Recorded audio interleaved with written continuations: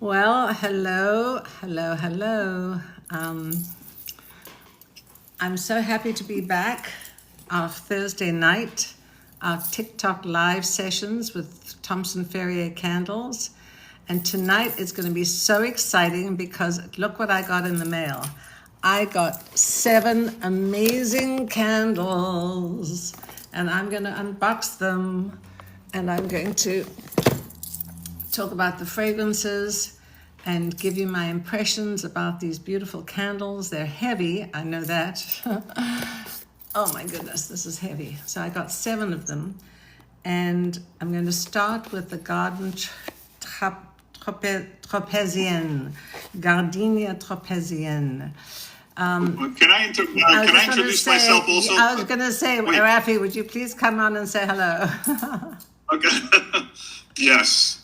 Let's just let it populate because we don't have. How many people do we have on right now? Oh, just a few. 11. Yeah, I think we should just wait a little bit. I think so too. Is it possible to?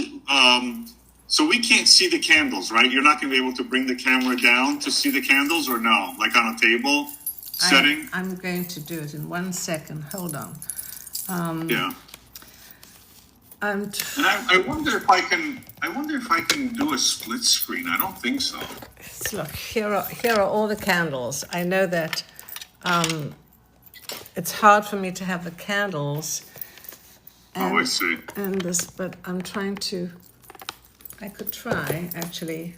Oh, you know what? I can. Hold on 1 second. I have a nice little elevated platform. 1 second, but I have to. 1 second.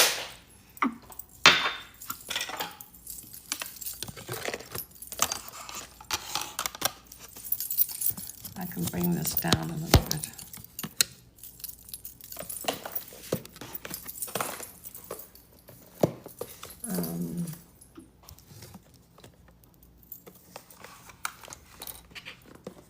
Well, it's kind of the best I can do. Here they are. I'm trying to put them on a nice...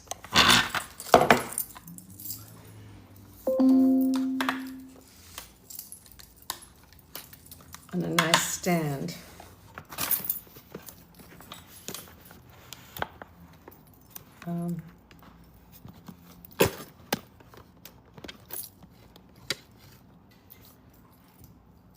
It's hard for me to do it right now. Yeah.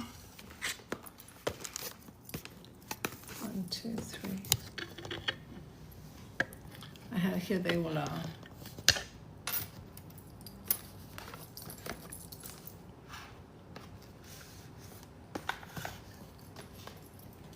That's kind of hard to. I know, it's very hard. Sorry about that. That's okay. It would be nice to have a nicer spread, but then I have to get up. If I put them on the table, I have to get up and pick them up and so on. So. Okay.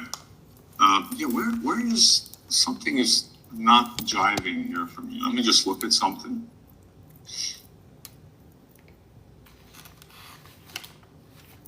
Stay with me. Okay. Nothing is happening here.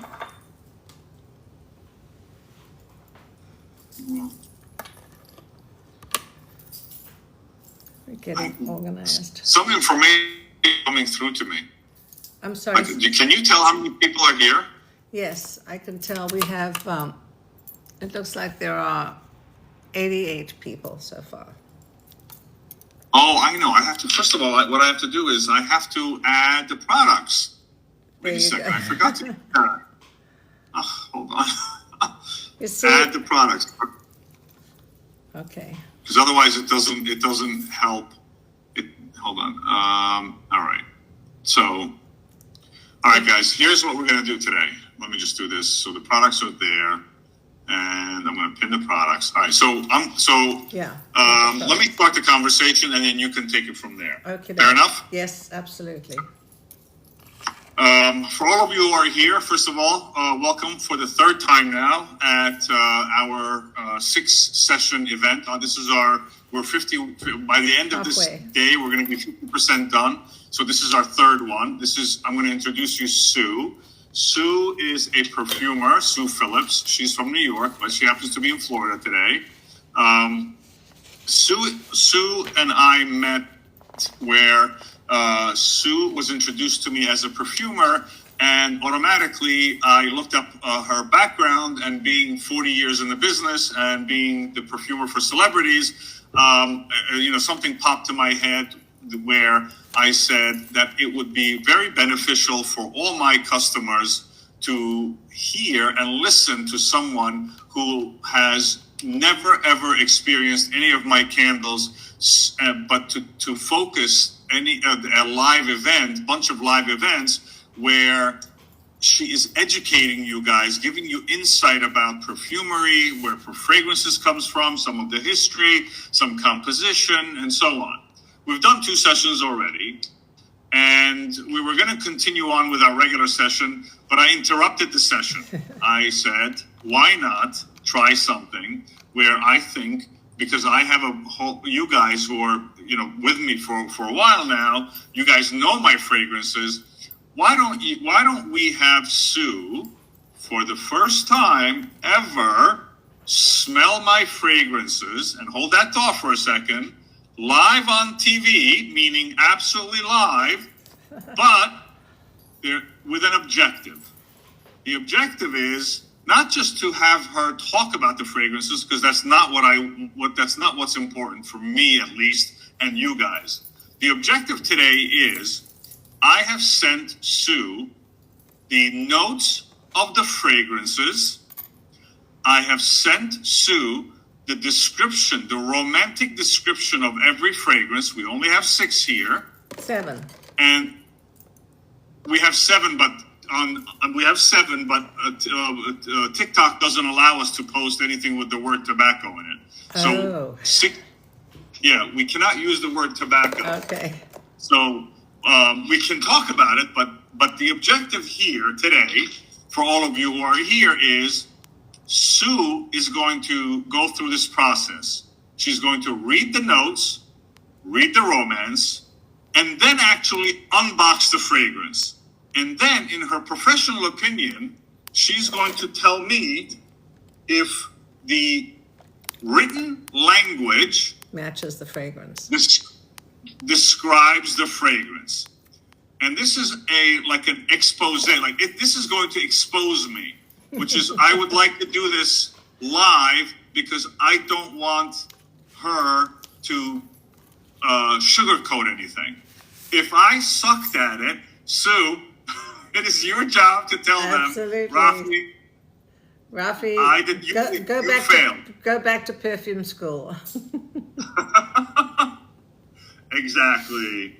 All right. So is everyone clear? Whoever is here, can you give me a thumbs up? Yeah. With just a thumbs up emoji, that it's clear that, number 1, Sue's never smelled my candles before. This is live smelling them for the first time. Hey. And the objective is, the one thing that I want to know is, when she read these, did she experience the fragrance in the description? And by the way, before I let you guys go, this whole thing is a very selfish project for me, because I would like to know. Because at the end of the day, I would like to know if I did the right thing or not. And number 2, if I didn't, I want to be able to do a better job at writing a description that describes a fragrance. Because most of you guys are buying fragrance online now. You're not going to stores anymore as much. You're doing it online. So if you're going to do it online, it is our job to be able to describe it properly. Agreed, Sue? 1000%. And you have the court here. Okay, thank you, Rafi, and thank you again for having me. And hello, everybody. I'm so excited to be here. This is going to be an amazing thing, because fragrance is all about storytelling. And when you describe a fragrance, you're describing an emotion or a situation or a loved one. And today we're going to actually go through this. So the first one we're going to do is called Gardenia Tropézienne. So the top notes are Gardenia and Freesia. Middle notes are Guava and Frangipani, which I love. and the base notes are amber and musk. And you all know about top notes, middle notes, and base notes. The top notes are usually the lighter ones that don't last too long. The middle notes are usually the heart of the fragrance. They last a lot longer. And the base notes are usually the heavier, deeper ones. So top notes, gardenia and freesia. Middle notes, guava and frangipani. And the base notes are amber and musk. So the description is, and here's the story. Stepping out of Hotel Byblos at dawn in Saint-Tropez, as the first light rises over the hills, the gardenias bloom, releasing their sweet, fresh scent into the morning air. Their crisp fragrance, intertwined with freesia and frangipani, carries on the cool breeze, mingling with earthy, nutty undertones. This delicate dance of florals and earth reflects the natural elegance of Saint-Tropez, capturing the serene beauty of a sunlit morning. That's a very nice description, Rafi. Okay, so now... Well, I'll tell you the background. It is part of my journey, because I used to go to Hotel Byblos. Yeah. I don't know if you know the hotel, but I used to hang out in Hotel Byblos. Of course you did. Of course you did. You and all the other playboys, should I say. Yes, okay. I got your number, Rafi. Okay, so... Well, you want to lift it up so they can see it? Yes. So I'm opening this, and the first thing I get, it's really heavy. I'm sure this is the lid. And everything is beautifully packaged and beautifully presented, which is half the joy. Okay, so here is the gorgeous glass top. And I'm going to take the candle out. And already, not even smelling the near it, the cold throw is already giving me a wonderful feeling. So yes, this is definitely beautiful candle. This is definitely gardenia. And I happen to love gardenia. Gardenia is very heady. So you've called it, you said, fresh scent into the morning air. I think this also has a heady, very romantic, very feminine, a beautiful, airy, feminine and romantic. I would say this is a romantic. Do you want me to light this candle as well, Rafi, or just smell it with the cold No, throw? I think we're going to do it all on the cold throw. Okay. And basically it's on the cold throw. If you want to let them know the notes again, just so we can go back and forth with that. So the first impression that I get on this is definitely the gardenia. Even as I opened it out of the box, the gardenia wafted up into my space.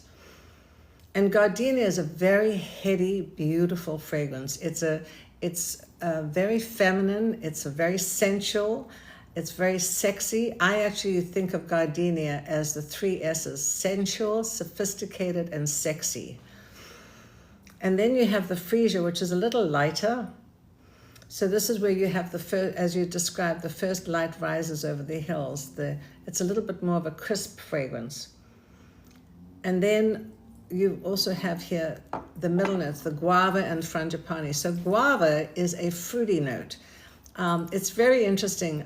Growing up in South Africa, we had a lot of guavas, and it's kind of a greenish pink fruit, and it has a pink fruit inside, and it's got a fruity note.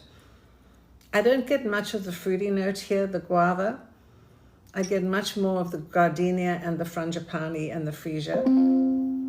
But then the dry down or the base notes are the amber and the musk, and as I'm smelling it, I'm getting a little bit of the amber and the musk. But the gardenia is very, very dominant in this candle. And as it should be, it's called gardenia tropézienne.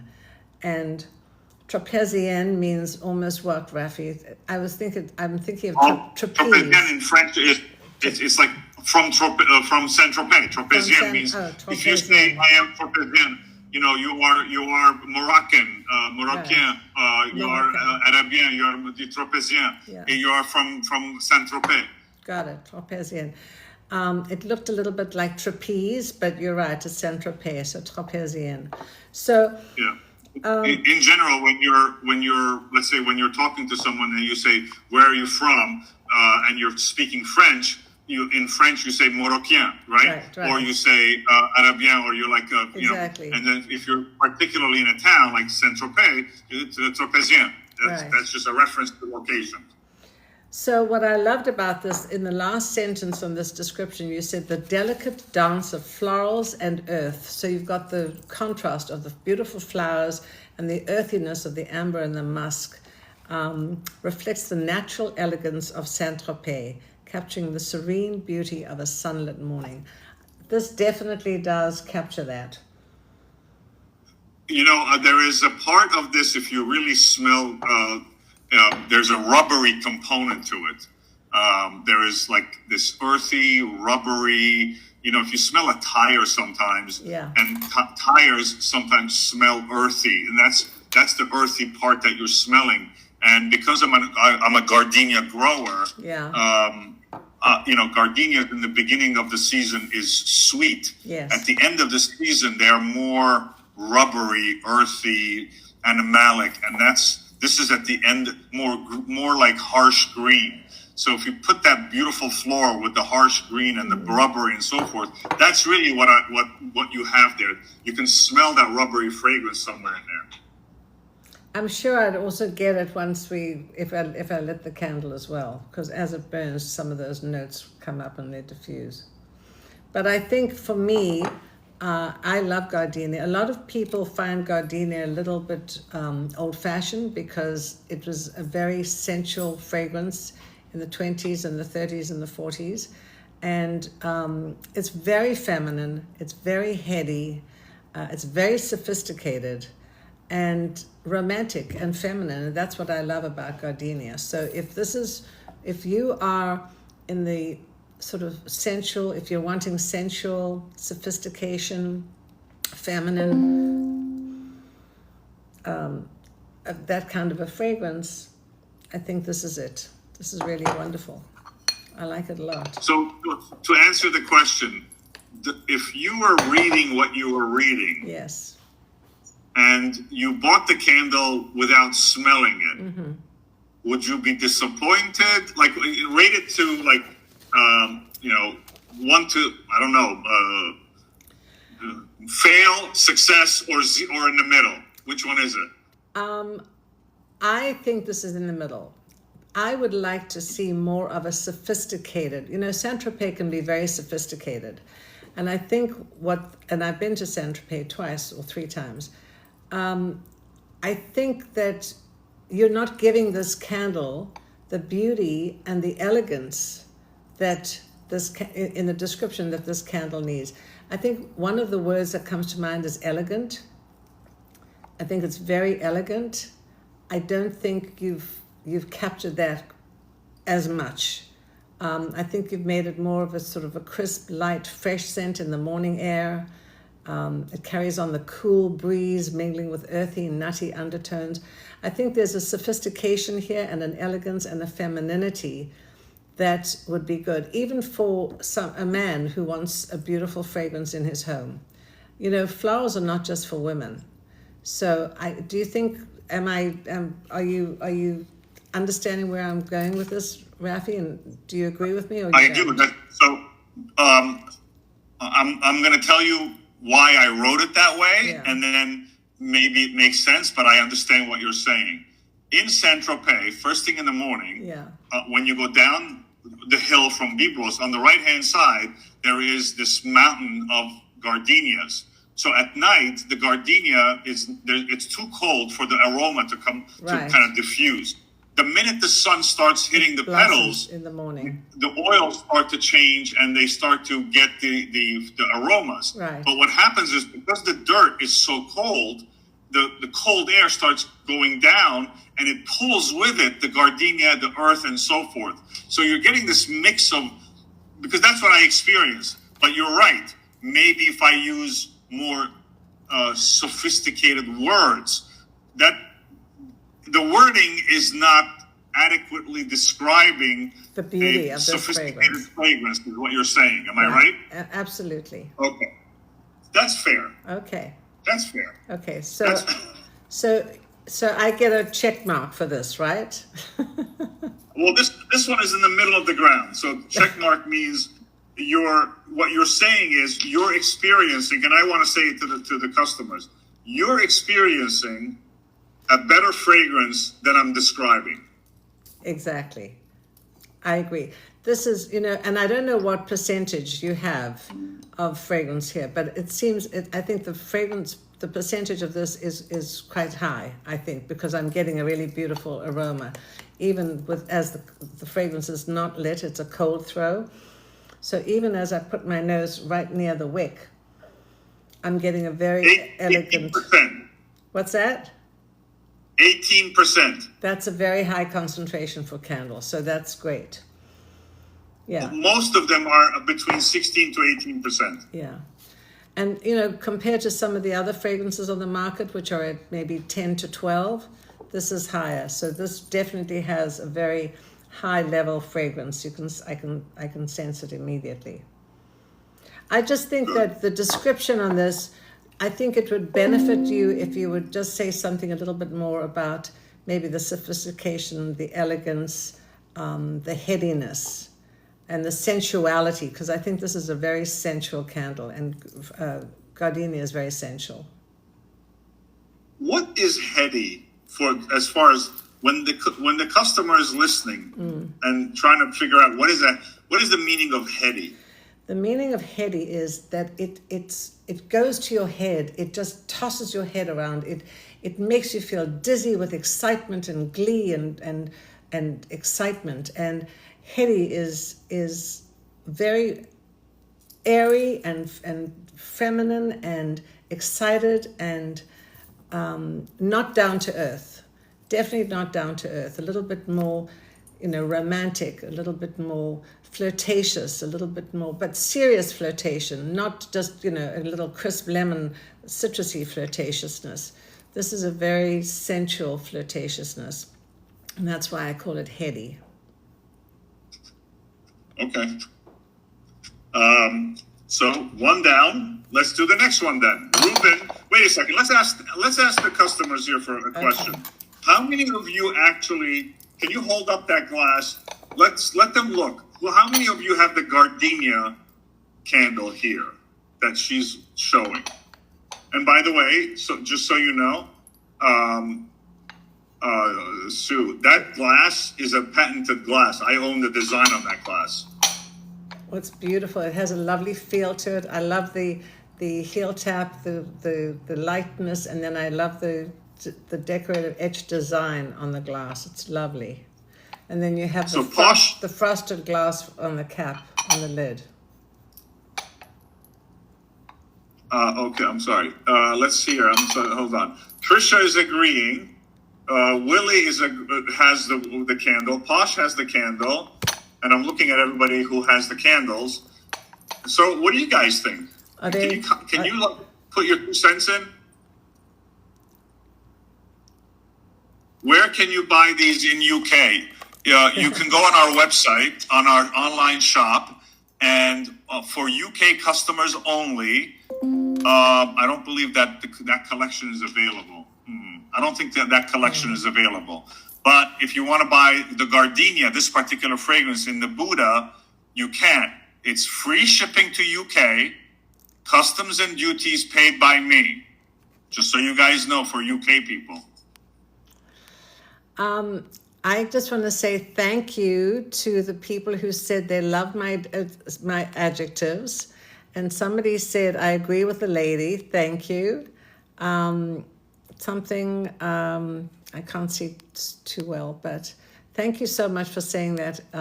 It makes me feel very nice and very happy that you understand where I'm coming from as I'm describing and evaluating these candles, because I think storytelling is very important. And we can't always say Oh, it's beautiful. It's beautiful. It's beautiful. That word gets overused so many times that it loses its integrity and it loses its intensity. So we have to find other words, other descriptive words for fragrances, for perfumes, for emotions, for moods, so that we can impart what we're saying with a beautiful product, with a very elegant, sophisticated, beautifully designed fragrance candle. How was that, Rafi? Good? Excellent. I think we're going to go on to the next. All right. Okay. Are we good? Yes. I was playing with my pen, and they can hear my pen. Can you hear my pen playing? No. Like this? No? No. Other people can. What is your pen playing? No, my pen. I'm like, when you click the cap, when you put the cap on, you put the cap off. Hang on, let's tell them what's the next one we're going to do. We're This is going to become, is this hold on. This is wait, I put the cherry. Okay, cherry tobacco affair. A cherry tobacco. All right, guys, we don't have this on TikTok because TikTok doesn't allow the word tobacco. So if you get interested in this particular item, please know that it's only on our website. We can't do it here because it doesn't allow us to put the word tobacco on TikTok. Okay, Rafi, I'm trying to open this, and I'm opening. You can rip it. But as a consumer, I don't want to rip it. I want it to open much more easily, and it's very hard to open this. So even if somebody wants to say buy it and they return it, if it's all ripped, it's hard. So it's sad that I did have to rip it, but it was difficult to open it. And then we went through the box with the gram weight size, and my option was to have a thick and substantial box paper or thin. And the thick one this is the result of it. So I get it. But I think the die cut could be larger. So because the die cut is so small that it doesn't have it doesn't lift up properly. So if you had a longer die cut, it would lift open. It would open easily. So here's again the lovely cap. The packaging is very beautiful, very elegant. And you have the decoration on the sleeve as well, the edge decoration. Okay, we get rid of the cup, and now we take out these are very heavy. So this is oh boy, woo, this is wonderful. Okay, I'm going to read you the notes. So this is the cherry tobacco affair. The top notes are cherry and clove. The middle notes are tobacco and vetiver, and the base notes are sandalwood and suede. So here's the description. He was older, worldly, and carried a confidence that she found impossible to resist. Lost in a haze of memories that still lingered like the intoxicating scent of his cherry tobacco smoke. She could still feel the warmth of his hand on hers, the deep, smoky suede fragrance that clung to him, wrapping her in a cocoon of temptation. His confidence was magnetic, pulling her into an affair that she never meant to begin, but couldn't resist. Only he could make her heart race, his whispers of clove and sandalwood igniting a desire she tried to deny, but never fully wanted to escape. Okay, Rafi, where is this guy? I want him. I want him right now. Where is he? Okay, that's funny. So the cherry and the clove and the tobacco. So on this one, I'm getting a lot of the tobacco because it's a heavier note, obviously. The tobacco is a lot more strident and robust than a beautiful light fruity cherry. But the clove is a spicy note. But I'm really getting a lot of the tobacco and the vetiver. And I love the idea of suede. Suede is a softened leather. and the sandalwood. So as I smell it more, the cherry notes disappear a little bit and the tobacco and the sandalwood come up. But this is a very sensual, robust, sensual, sexy fragrance, I will say. And I love the fact that it's the smokiness, the masculinity. The cherry tobacco smoke is very, very, it's a pungent, it's a very, I would say, pleasant, pungent aroma. Because tobacco smoke can be very pungent. But Would you say is it I used to say it's very present. It's really very present. Yeah. Well, I think both of the candles are present. So is the gardenia. It's very present. But I love this one because as I'm looking at it and I'm smelling it and I'm looking at the description, I love the fact that you talked about the deep, smoky suede fragrance. People don't really think about suede as a fragrance. It's a leathery note, but it's a softened leathery note. And with the tobacco note, it gives it a masculinity, but a very elegant masculinity. It's not a masculine guy who's out in the fields chopping wood, not that kind of guy. But this guy is very sophisticated. He's urbane, he's sophisticated, he's worldly, he knows about the world, he knows how to treat a woman. He knows how to make her heart race for sure. It's warm, it's smoky, it's sophisticated, and it ignites a desire she tried to deny, but never truly wanted to escape. I love that sort of yin-yang, that desire, and it's a little bit dangerous. It's a little dangerous. It's not very dangerous, but it's on the cusp of excitement and adventure that's going to happen with this situation, with this whoever in. So that's the cherry tobacco. But so both of them, the fragrances were very present. Yes, you said. Yes. For both so far. Yes. Okay. Definitely. And so for both of them, you would say that they are. Would you say? And I'm going to ask these questions because selfishly I want to know from your perspective. Right. There are fragrances that are light, and that doesn't mean it's floral. I'm just saying light they're like just, how lighter, do you say? lighter in the background? Not light in texture and in light, not so much light in the light, but it's less evolved. It's a light fragrance could be less in the present. It could be more in the background. But these are not. No, these are definitely not. Both of them. As soon as I removed the lid, the fragrance just diffused immediately. Okay, and I want everyone to hear this because one of my key objectives when I make fragrances, it has to be, and every brand is different. Mine, I have to be in your face. Yeah. I think both of these are, and I think also, Rafi, because you have, you're European, I think Middle Eastern, you're European, you have more of a sensibility of what sophisticated people want.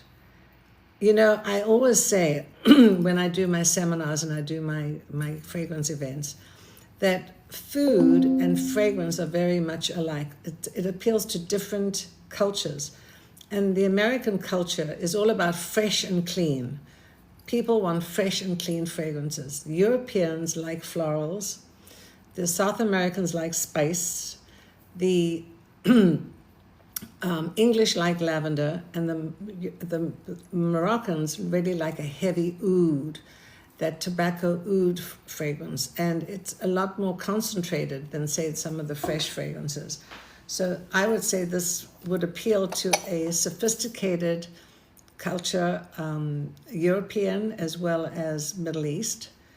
And maybe not so much to Americans because it's not that light fresh, but it's very sophisticated, it's very elegant, it is masculine, but it also has a touch of that elegance, which I happen to love. So I hope But you isn't think it I'm true doing that okay. I'm sorry. Isn't it true that if you don't try these, and because you don't want to fall into a genre, right? When everything that's available to you is soft and Americanized, Right.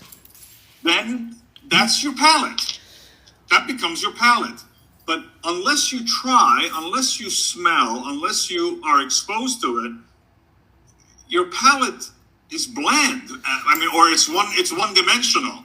And I have noticed that our customers who are all here will tell you, once they start liking this projectile type fragrance, they love this and they don't want to go back to anything else. Well, this also expands your horizons. It expands your palate, and it expands your mental ability to understand different notes, different fragrances.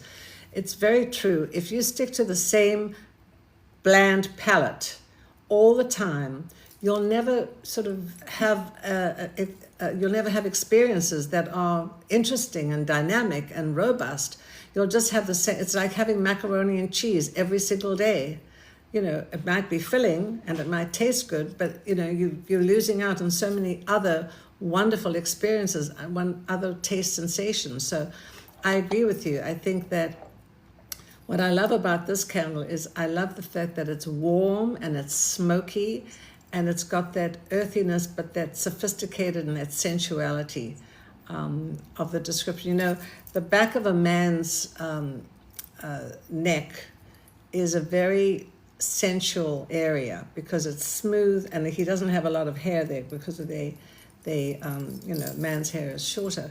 So that's a very sexy, sensual area, and that is a way to, smell a man's aroma based on the back of the neck. And this for me is that smoky, warm,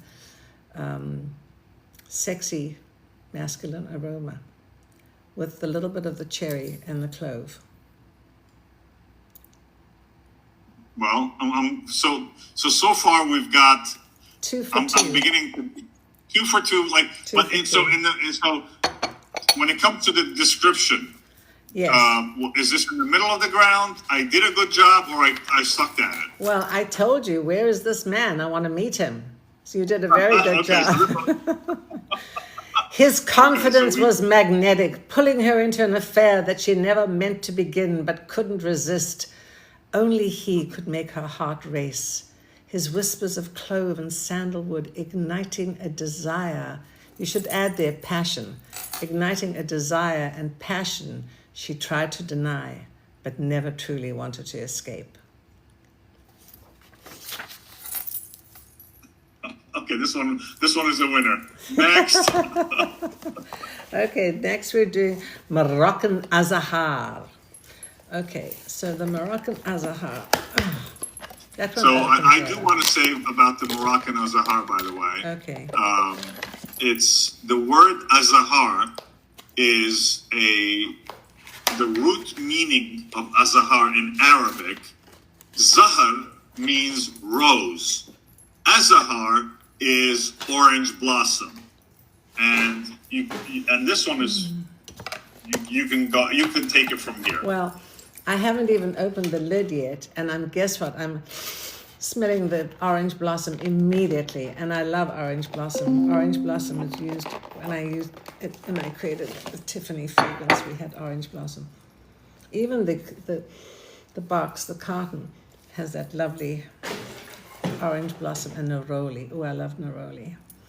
So this is very light. This is very summery to me. It's jasmine. So let me read you the notes before I tell you what I think. So the top notes are orange blossom and neroli. The middle notes are jasmine blossom and rose, definitely jasmine blossom and rose. And the base notes are patchouli and sandalwood. So here's the description. As the sun fades beneath the dunes of Mazuka, painting the Moroccan desert in a gilded glow, a captivating woman stands draped in vibrant silks, her silhouette outlined against the vast golden dunes. The air is thick with the scent of earth and the lingering warmth of the day. Her perfume, a hypnotic blend of orange blossom, neroli, jasmine, and rose, mingles seductively with the dry, musky aroma of her handsome husband, whose presence is smelled, though unseen.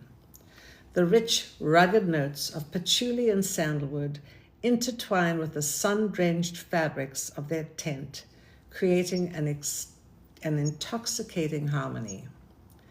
So this woman needs this guy. You mean the first?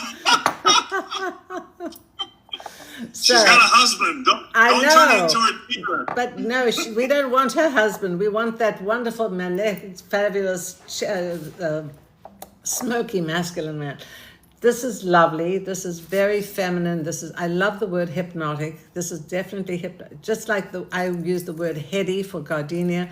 This is hypnotic. It's very, it's also blooming. It's feminine. It's sensual. It's a little bit, I would say, very seductive. This is very seductive. Because orange blossom and jasmine are very, very feminine, beautiful notes, and they are very alluring and very transporting. They're going to transport you to another place. And that's why when you said her silhouette outlined against the vast, the air is thick with the scent of earth and the lingering warmth of the day. It mingles seductively. The jasmine and the orange blossom and the neroli mingle seductively with the dry, musky aroma of her handsome husband. You killed it right there, Rafi. You should have said her handsome lover. Or the distinguished stranger. The distinguished stranger whose presence is smelled, though unseen. But no, it's good that she has a husband. We sometimes need to have husbands. That's good. My God. Well, you told me I could say whatever I wanted to say on this, so... No, you're 100%. That's I have no complaints here. The idea here was, I've been to the desert. I've spent many 20 years in the desert. The desert has this dry, tumbleweed, cedar, dusty aroma. Red earth, right? Yeah, so if you add the neroli, the jasmine, and all that on top of that, then this was the direction that I was trying to develop. Well, it definitely flowers and it definitely blooms because of the orange blossom and because of the jasmine, and it definitely lifts up. It's very uplifting. It lifts. It takes you away from the ground. It lifts up from the ground, and it gives you that seductive, warm, intoxicating perfume feeling, contrasting with the patchouli and the musk and the sandalwood. Yeah, those are base notes to mimic the earth, really. Yeah. So far, this also has a wonderful cold throw. It definitely, hits you as soon as you open the box in a very lovely way. What I love about this, none of your fragrances feel harsh or chemical. And I evaluate fragrances all the time. And, I don't know, as you said, it's 18% of the candle, but these fragrances seem to me to be very high quality and very, very satisfying. They don't give me a headache. They don't give me an allergy. And I love the fact that you can actually smell it out of the box. And that's very important, that people don't know what a cold throw is or a hot throw is. It's when your candle is not lit, it's unlit.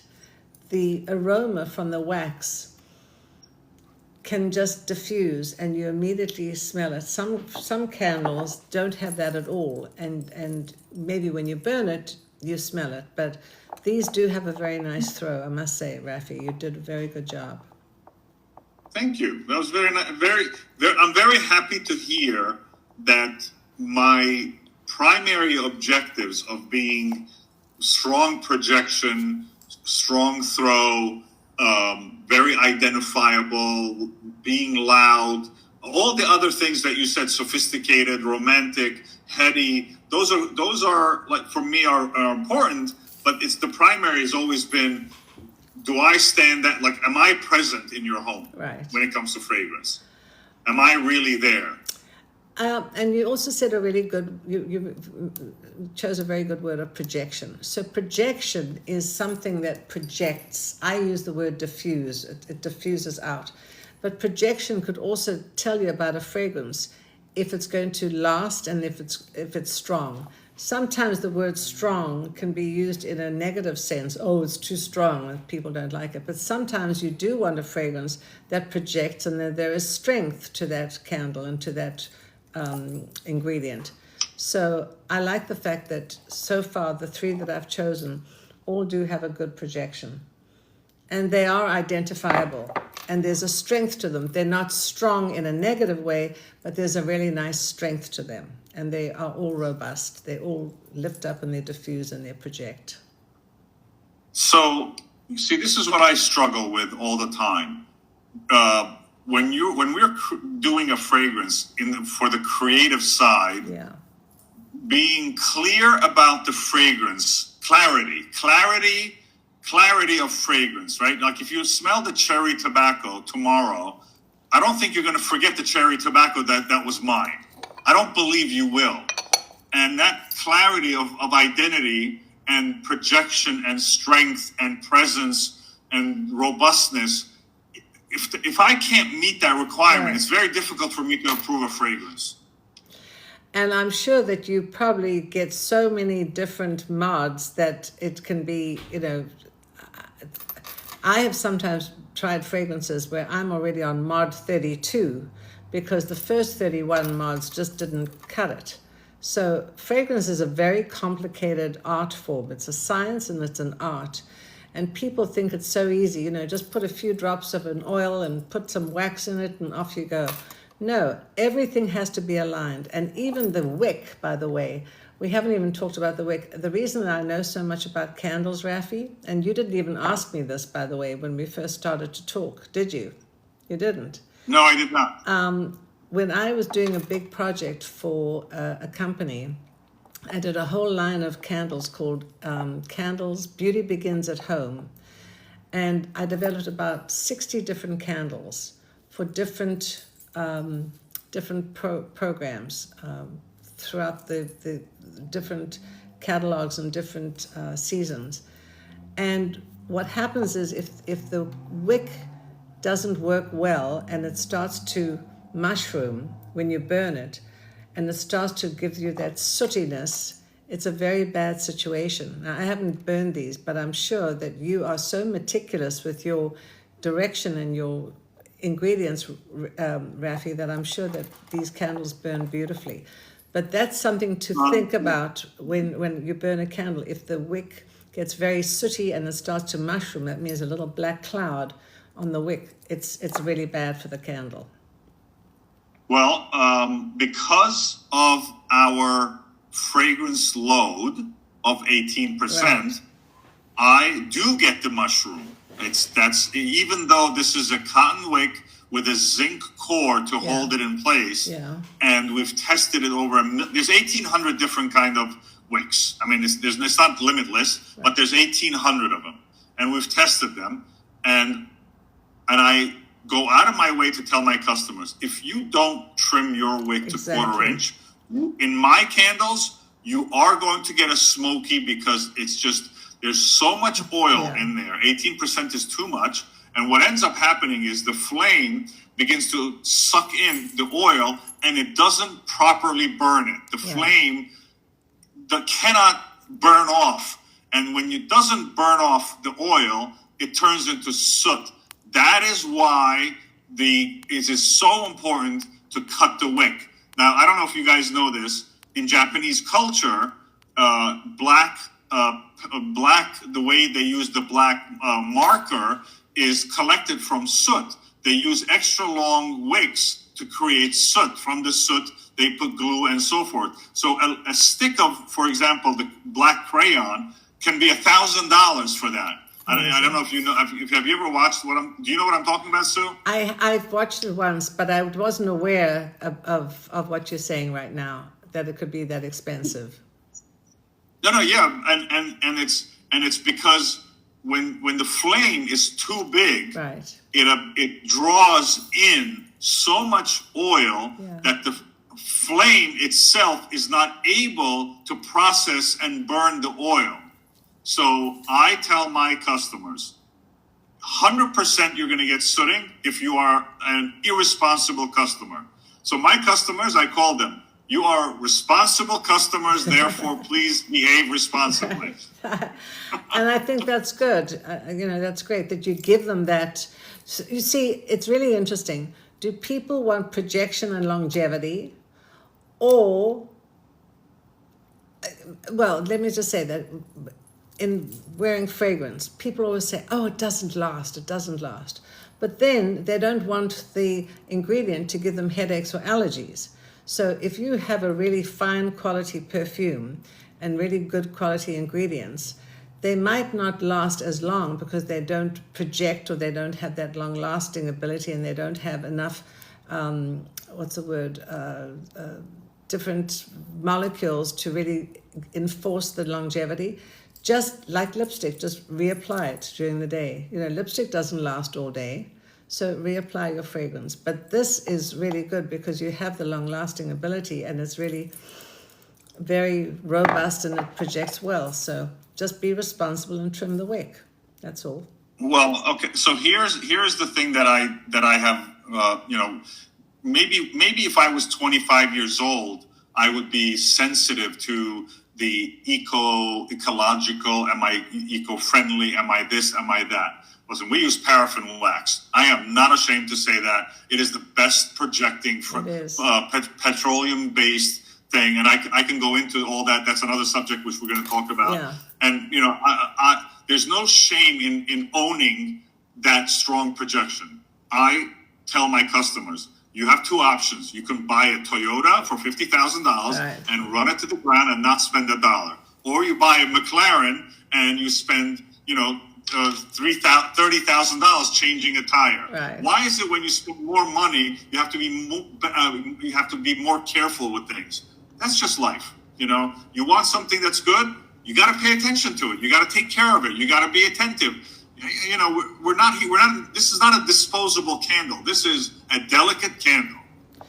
But what I love about these candles, and I've done 3 so far, I definitely do smell the quality of the ingredients, and to me that's important. I mean, I evaluate fragrances all the time, and honestly, it's like going online and finding one of these dating sites. You just delete.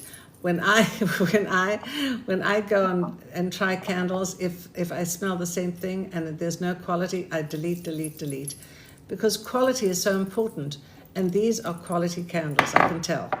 You've got very high quality ingredients, which is really wonderful. And this is coming from your 40 years of experience. Yeah, well, don't make me that old. Oh, I'm sorry. You said it, not me. No, you just said, I told you, but yes, it's true. 40 something, but we won't go there. But yes, I have experience. Okay.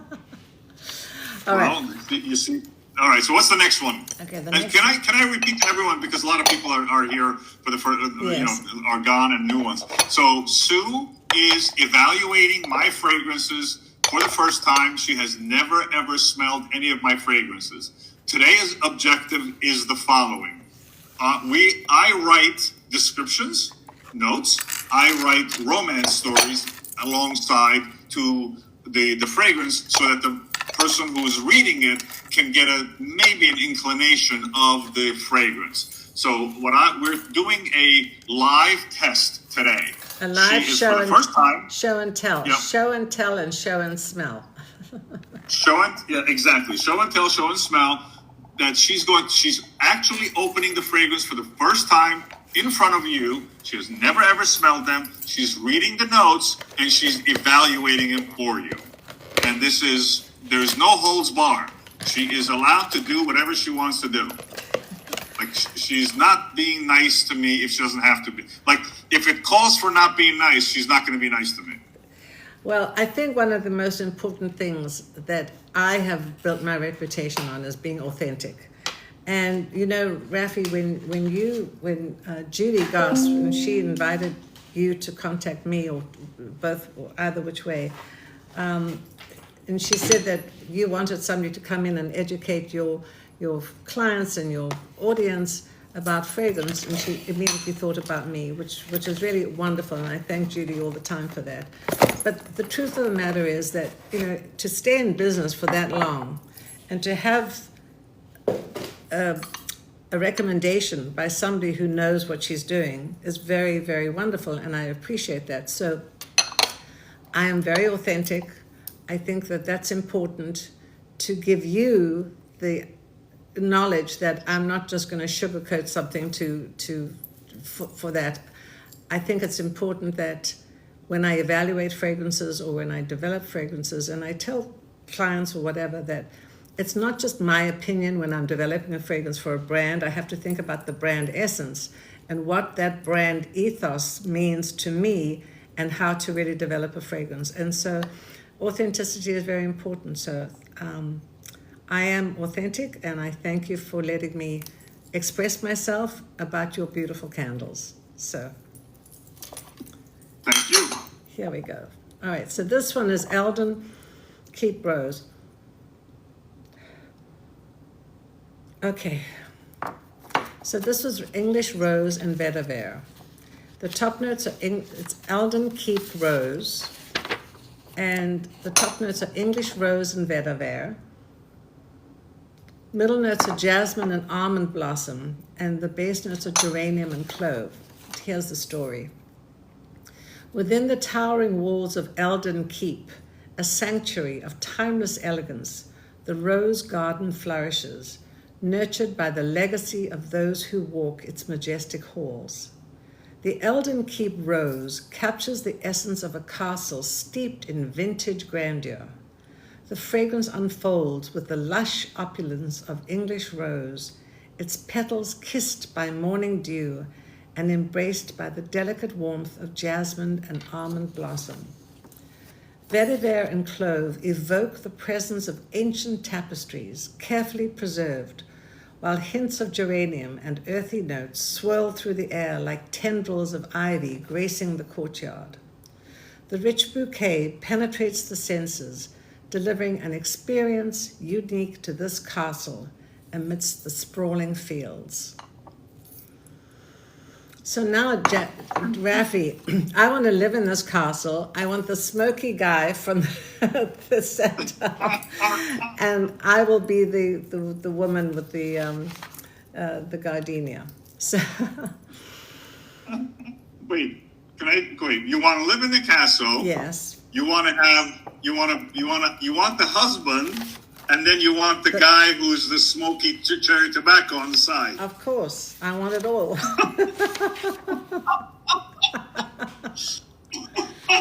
Well, oh my goodness! You know, I did not expect it to go this way. Well, hey, you never know what you're going to get with fragrance. That's the magic of fragrance.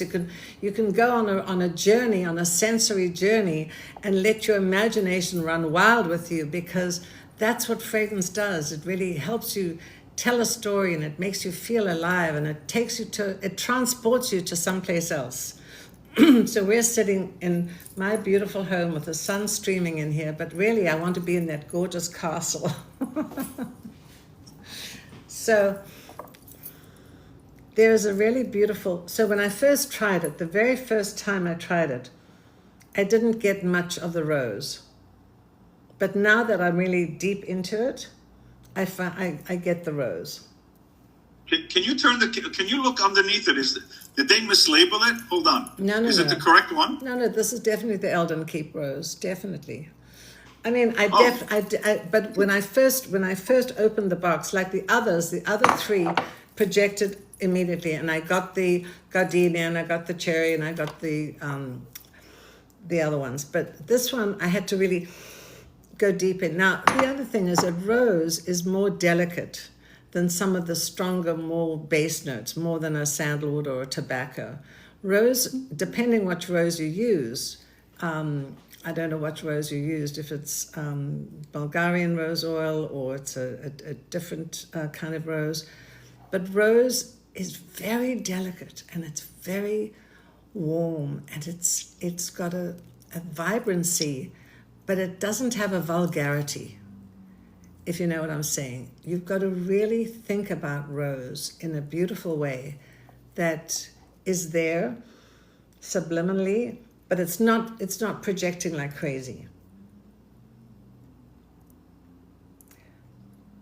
This particular one, by the way, the environment was a big factor. So when you go to a castle, you know, you have old tapestry, you have carpets, you have walls that are a little bit moist because, and then, you know, they're a little mossy, they're like earthy. Walls have that patina fragrance to it. And then what I had asked the perfumers, I like, there's got to be a garden in the middle where you don't have Bulgarian rose, because Bulgarian rose could never live in a castle. Right. So you would have to have like a little, those viney damask style roses. So you're smelling a lot of different things here. So that was the story behind this one. Definitely smell the geranium. Not so much the jasmine, but actually, yeah, there. You know, the nice thing about these there are layers. There's a layer here. There's a mystery. You smell it and you want to smell it again, and there are layers. It's not just, you know, all at once coming at you. There are different sort of waves of the fragrance. And I'm getting the rose and the geranium, not so much the clove. But I don't think, I think this is, I mean, just the name, Eldon Keep Rose, you know that it's going to be feminine. You know that it's going to be a very delicate rose fragrance, and it's not going to be strident. And I like the description very much. The lush opulence of English rose, its petals kissed by morning dew and embraced by the delicate warmth of jasmine and almond blossom. Very Laura pretty. wants to know the top, middle, base notes. Yes, so the top notes are English rose and vetiver. The middle notes are jasmine and almond blossom. And the base notes are geranium and clove. And by the way, the clove is more like an homage to that. It's not really clove in there. It's more clovish. You know, Eldon is a reference to a castle. When you say keep is the heart of a castle. So in English language, in Ireland and UK, when you say this is Eldon means a castle. A keep is the heart of the castle, where there's roses, obviously. Yeah. And that was the intent of the name. Maybe this one, but this one, by the way, from my experience, has so what's the right word? It has a very unusual projection, this one. It does. It's not, maybe not the rose, but the fragrance in its entirety. Well, and I'm going to burn these. Obviously, I can't burn them all right now, but what I like about this one is I do see a delicacy in this one. It's like I really want more. I'm delving. I'm going deeper and deeper to try and find more of the aroma that I want. It doesn't hit me in the nose immediately. It's a mystery. It's unfolding. As I'm smelling it, it unfolds and more levels and elements come to be. The English rose to start with, and then the vetiver. But they're subtle. They're not overpowering. I think I think this is more of a subtle candle than the other ones. I still smell the quality, but this is a little bit more of a subtle projection. Do you agree or not? I would have put all of them at the same level. For me, they're all about the same level for me. I think on this one you said something very important, which I've never said. I never was able to articulate it. It unfolds. Yeah. It does, because there's so much play in here. There is so much play in this one. It's meaning, like waves. When we were talking to the perfumer, we were struggling with how do you put the tapestry, the dusty tapestry? How do you put the vines in there? How do you put the mossy walls that are they're like it's humid. They're a little aquaticness. Maybe the little things that we've talked about are developing for you. Yeah, and I see that. So for me, when I compare it to the other three, I'm sure you've still got the same concentration, the 18%. When I say more subtle, I'm saying that it's the subtlety that I like, because I want more. It's intriguing me. It's almost like, opening a book and reading the first chapter, but then closing it. But I want more. I want to know what's in the second chapter and the third chapter. So for me, this is unfolding as I smell it, and I'm recognizing what's in there, but it's not hitting me all at once. It's just subtly unfolding, and that's a good thing too. It's not bad. Okay, it's not everyone can be have the same description, so this is good too. But I will say, Rafi, that if you ever don't want to be in the candle business anymore, I could get you a big job as a script writer, because your language is really good. And I'm an actor. I'm an actress too, and so I write, and I love words, and I love vocabulary, and I love the descriptive passages and storytelling. So you're a really great storyteller. It's I go over by the way, I write and I write and I write and then when I read it, and it's not that I'm trying to write a romantic thing. I'm trying to get to with the least amount of words, the maximum punch to tell a story. Right. Well, it's very hard. No, but it is hard. But with practice comes perfection. And somebody said to me the other day, perfection is difficult, and you can strive for perfection, but you're not always going to achieve it. So strive for being good. I always want to strive for I want to strive to go beyond good. I want to strive for perfection, because the more you strive, the more, you advance. So you're not stuck in the same groove. You have to try for things, and writing is one of my passions. I don't know. Did you ever get my book, The Power of Perfume? No, I did not. You have to get my book, Mr. Rafi. What are we opening next?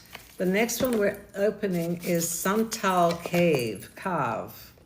Santal Cave. Yeah.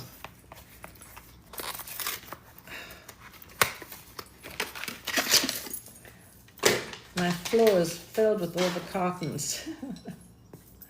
Okay, let's see what happens.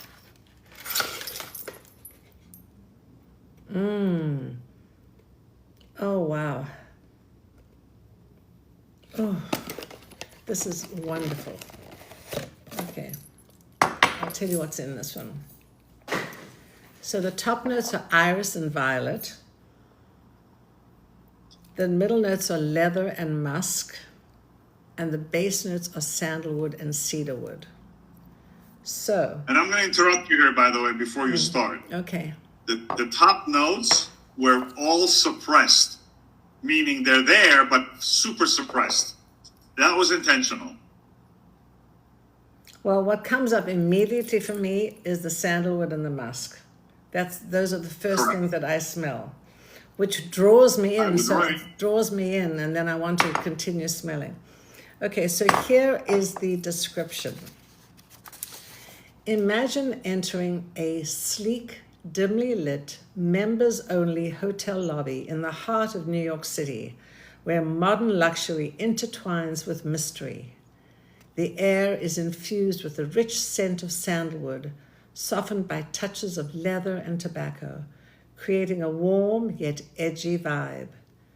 Plush seating and striking architectural details invite you to pause amid the city's energy, offering a sanctuary that feels both exclusive and inviting.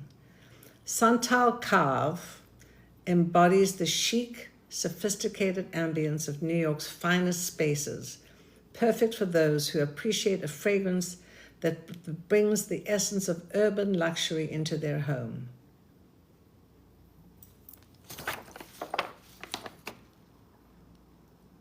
So when I smell this, I'm immediately transported not to New York City, to that wonderful place in Morocco where Yves Saint Laurent has his museum. Do you remember that? The gardens. Are you kidding? I have all the pictures from there. Yes. I love that. Yes. So I would like, okay, so I'm going to tell you what I think honestly. I love this, but this reminds me of exotic, faraway, mysterious places like the Yves Saint Laurent, the gardens in Morocco, those beautiful, because of the sandalwood and the musk. To me, New York City is filled with glass and high metal and steel and glass. So I see this more of a gentleman's club in New York City with the plush leather seats and the wood-paneled walls and velvet drapes. This to me smells more Moroccan and exotic as opposed to very modern New York. But I love it. The fragrance is beautiful. The candle is amazing. And I'm not responding to it. I'm going to let you finish. Okay. But keep going because I think it's interesting where my interpretation is quite different than yours. Yeah. Which is okay. Yeah. So definitely, I love the fact that it's infused with a rich scent of sandalwood, softened by the touches of leather and tobacco, creating a warm yet edgy vibe. So I definitely see that. The first sentence, imagine entering a sleek, dimly lit members-only hotel lobby. I definitely see that. In the heart of New York City, where modern luxury intertwines with mystery. So I see the members-only hotel lobby. I'm even seeing, burgundy drapes and burgundy couch and leather. I have a beautiful burgundy leather couch that I'm looking at. I see that burgundy leather rich couch. I see the plush seating. But I'm not seeing the energy, and I'm not seeing the glass and the high-rise buildings and the glass and the concrete jungle of New York. This to me is very elegant, and I see all the things that I told you that I see. But I really like this candle a lot. I love the cedarwood and I love the sandalwood. And the iris and violet are wonderful contrasts to the rich sandalwood and the base notes. I love iris and I love violet leaf. So I love the candle. I just think the description is a little bit not as sort of aware as you have just as you described. I'm okay with that. I'm okay with that. I understand what you're saying. I'm okay with that. The sandalwood generally is a very relaxing fragrance generally. Yeah. And the clubs, I don't remember. You remember Regine's on Park Avenue? Yes. Yeah. I had just come to New York. I had just come to New York, and Regine's was. I had just arrived in New York, and I went to Regine's one night. So for me, Regine, if it was Regine, or today you go to Casa Cipriani, they have this sandalwoody, wood style background. So this it just for me it was a reminiscent of those places. So private clubs was the place. Yeah. Now, okay, it's everyone interprets them because. Okay, I hear you. Yeah. But at the end of the day, this one is a little more. Would you agree that this is a little more subtle than the other ones that you've smelled so far? Yes, and I like this because it's definitely grounding. It's definitely warm with the sandalwood. It is sophisticated, but it's actually very sexy. This candle. I could actually go for a guy who wears this fragrance. Definitely. If we can get you the first guy, the second guy, and then wait till you hear about Dandy Noir. Oh my till God. you hear about this guy. Oh my God! It's You're all getting about me guys. so excited here, Rafi. Oh my goodness! What are we doing next? We are definitely going on now. Okay, Madame Elixir. Okay, so Can we just hop to Dandy Noir for the heck of it? Okay. Look, we're gonna hop to Dandy Noir because so the whole story about this Dandy Noir that says, just so you know, Yeah. I like a guy when I say I like this idea of a guy who's fully tattooed, yet completely well dressed, uber confident, and owns his space. Let's see if I get that across. Okay, let's see. All right. So first of all, I smell the sandalwood and the cognac and the musk and tobacco. All right. So Dandy Noir d'Assez. Explain what d'Assez means. I speak French, but D apostrophe A-S-C-E-S-E. Is that a place? Read it and I'll tell you in a second. Let's just read it because I don't want them to get an impression. Okay. So, in the dimly lit corners of Le Silencio, Paris's most exclusive private club, Dandy Noir d'Assez commands the room without a word. His tattoos, hidden beneath perfectly tailored attire, are a secret known only to him. The air is heavy with his presence, as smoky rum and bergamot weave through the club, mingling with the seductive warmth of cognac, vanilla, and sandalwood. Confidence oozes from his every movement, the scent of lemon, tobacco, and moss leaving an indelible mark on those who pass.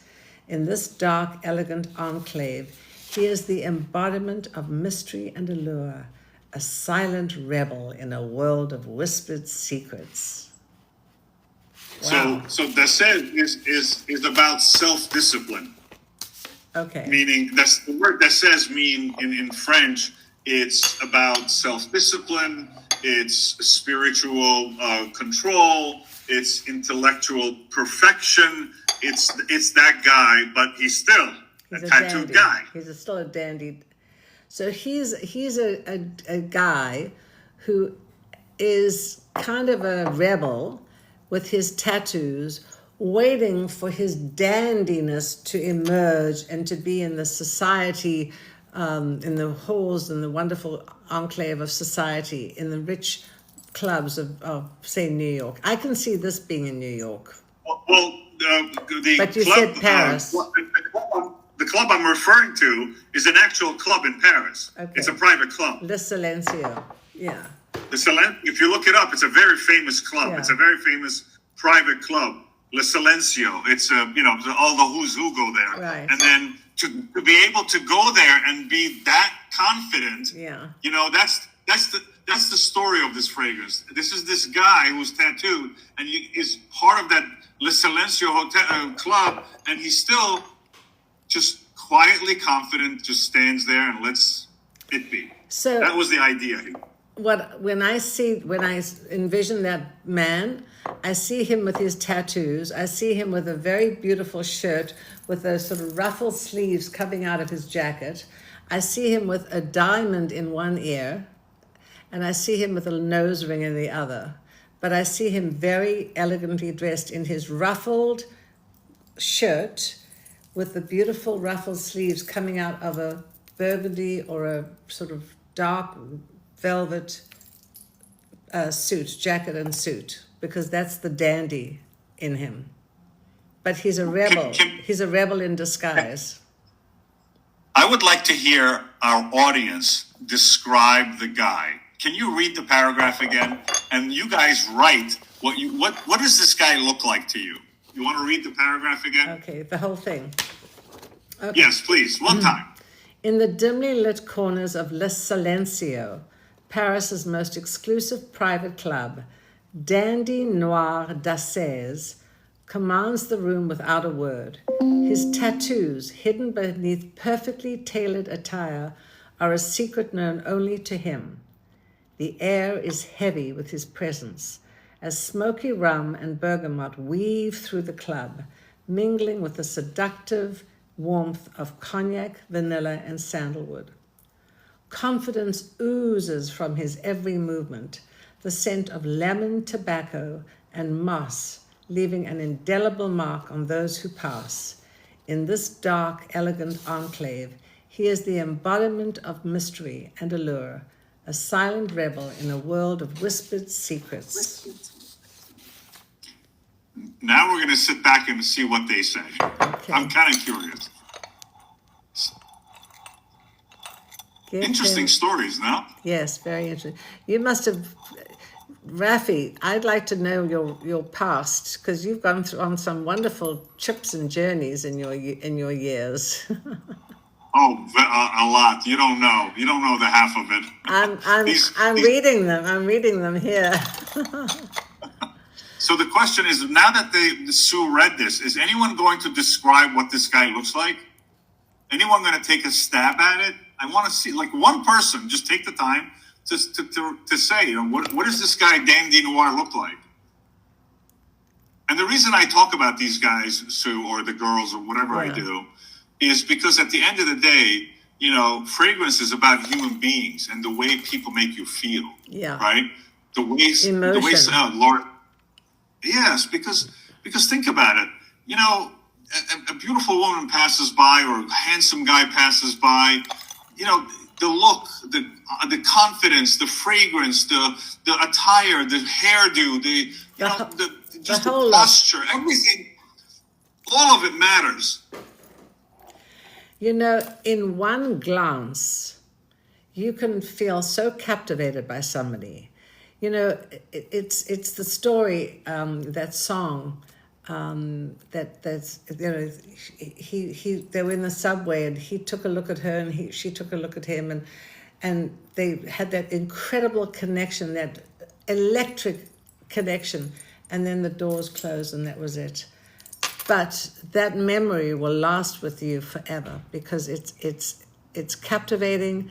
It's a visceral reaction, and people don't express it that way. But when you've experienced something like that, you'll never forget it. So Al says, tall, composed, moves quietly. He's sharp, defined jawline. You see? That's nice. I don't disagree with Al. For me, I think that's more the guy who's got, maybe he's got velvet on. I don't know, but he is definitely not a suit guy. He's just well dressed. I love that defined jawline. That's really nice. That's a great detail. Yeah. Very nice. Yeah. So isn't it funny? Detail. Yeah. Very nice. Yeah. So isn't it funny how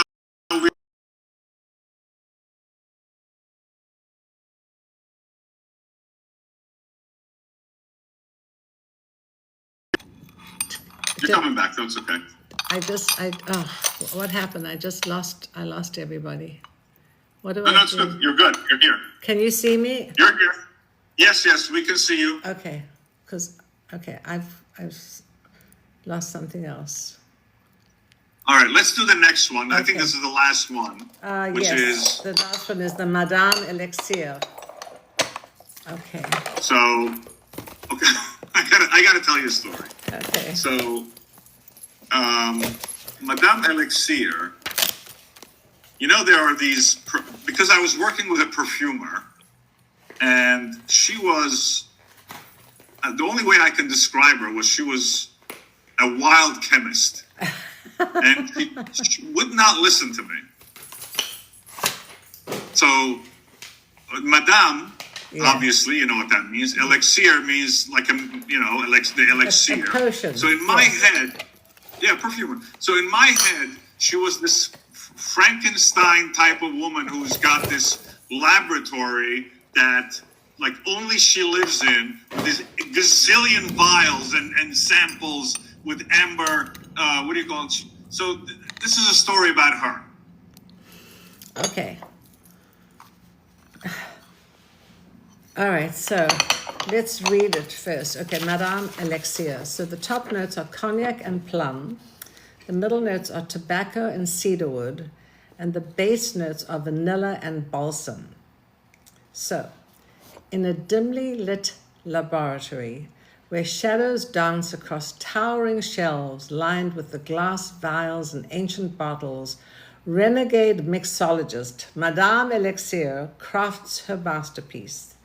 The air is rich with the opulence of cognac and the dark allure of tobacco as her hands expertly blend the deep velvety scent of ripe plum with the smoky warmth of cedarwood and balsam. A touch of vanilla swirls through the space, softening the edges of her potent creation. Her dramatic sanctuary holds the secret to both indulgence and mystery. Wow. This is a real person.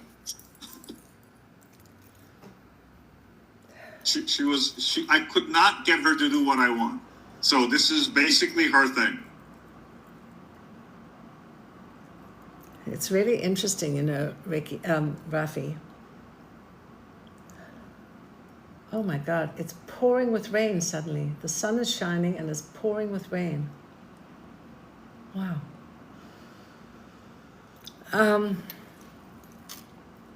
There's a lot of contrasts in this. The cognac and the plum, the rich cognac and the plummy, you know, the wonderful sort of fruity dark plum and the cognac with the heavy tobacco and cedarwood, and then you have the vanilla, which is a sweet vanilla, and the balsam. To me, this doesn't have the projection that the others have. I would say it's interesting. I'd say this is interesting, and I can see your dilemma, because this doesn't seem like it's in the same vein as the others. This seems like it's a different formula, different interpretation. Yeah, it doesn't. It was too fruity for me. Yeah. But I also felt that it was. I felt it had a uniqueness that I did not experience before. Yeah. Well, I think it's the cognac and the plum. The contrast between the cognac and the plum against the tobacco and cedarwood is interesting. That's what she did. She refused to give up because I argued like cognac is an oaky, woody, smoky, vanilla-ish fragrance. Yet here you are. And then she's like, well, I drink wine, and I know, cassis or pound. Right. What do you call it? She's a wine drinker, this perfumer. So she's like, well, some of these wines have plum in them. So I'm like, you know what? I give up. Fine. Well, this is about her. I think if she wanted to go, she could have gone even further with the plum and made it really juicy and plummy. I think it's getting there, but I don't think it's quite there. Somebody said that I'm having the affair with cherry tobacco. I'm looking at some of these notes now. I never saw these notes before. Oh, now I can see it. Oh my goodness. Wait, I didn't see that. Where's that note? I don't know, but I almost lost it, and I'm seeing all these notes, all these comments. It's amazing. I'm that man. Ha ha ha. As Ruben Garra says, keep the husband. I agree. There are definitely different power levels. Gosh, all these lovely comments. Pass the Grey Poupon, madam.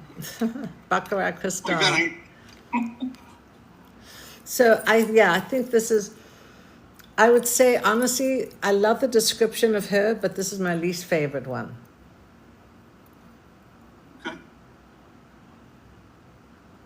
But they're all different, and I have to say that Rafi, I love your story. I love the stories, and I think, we have to go into a fantasy world. Fragrance is fantasy. Fragrance is magic. Fragrance takes us to another planet, takes us someplace else.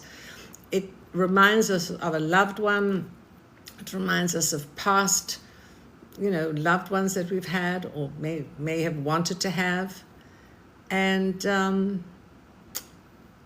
I think it's really important to tell a story. And I love your stories, I have to say, and you've written them very well. And as somebody who, Thank you. as a writer and, as a performer, as an actor, I appreciate the written word, and I appreciate the stories and the imagination that you've conjured up here. I have another project that I'm working on. They're more like the tin. It's a beautiful vessel, and it's been about, I would say, a good 8 months. Mm-hmm. I am not able to come up with a like, when they say you get a writer's block. Yes. I'm just not. Yeah, I'm not there yet. I'm like, it's coming. I know it's coming, but and you know what? Most of this stuff I struggle with for, let's say, 6 months, and then in one weekend it's all written. But that's exactly what happens. Sometimes you just need that inspiration, and it doesn't come, and then you can go away, and then you can look at a sort of a beautiful landscape, or you can look at a tree-lined path or something, and you get the inspiration, and it just suddenly happens. It's happened to me. Sometimes I wait, and I can't write. Then I'll write for hours, and I'll go right into the middle of the night because I'm on a roll and I want to get it out. But it's a creative process, and people don't understand the creative aspect. The art, the science, the creativity, and then of course there's also the discipline that you have to sit down and write it, because you want to, either you have a launch date or you want to really, finish the project. It's so many things to do. So as somebody said, you can't force it. The idea ferments. The harmony guy. Did you hear that thunder clap? Yes. Oh my gosh, it is pouring with rain here in Sarasota. So I would say on the whole, Rafi, I've really enjoyed trying these candles. I really can't wait to light them, to burn them. I want to see what the projection is when I burn them. But I think that they all tell a story, and I'll tell you what I'm interested in, and what I'm so surprised at and actually delighted about you, Rafi. First of all, you're a businessman, obviously a very successful businessman. You've got this candle business under control, but you're very creative. And not too many businessmen have that yin yang, the business aspect as well as the creative aspect. And I think that, you should be very proud. And I'm so happy that I'm here with you doing this today. Thank you. That was very nice of you to say that. It's the creative side. I struggle because when you are creative, that means you have to balance having, when you said perfection. Right. Yes. You can go to perfection and not having anything in the market, or you can have it 95% perfect and have it in market, right? And then kind of play with it and evolve it and so Right. forth. I have, during my years, learned that if I'm ready to allow it to go to market, it becomes good enough. It can be better, Yeah. but it's enough for the market, right? But it also fulfills my need. So, for example, the lady with the Madame Elixir. Yeah. I fought her for so long. And then I'm like, okay, fine.